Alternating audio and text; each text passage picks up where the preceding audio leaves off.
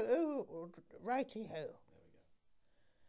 So, I was sitting on my toilet today for a time of reflection, a time of defecation, when the thought came to me, what is it that sets man above the woodlouse?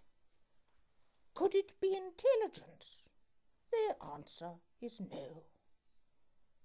Could it be that, well, you see, how it started off was I saw a woodlouse trying to ascend my toilet brush.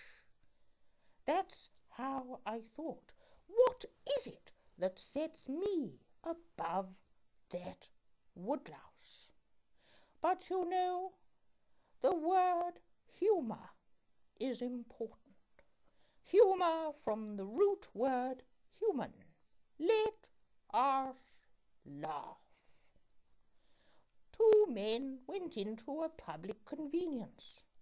One was called Paddy, the other was called Jock. Says Paddy to Jock, "Och, I the know, I will do a poo in the loo." Replies Jock, "Begorra, cock-a-doodle-doo, I will do one too."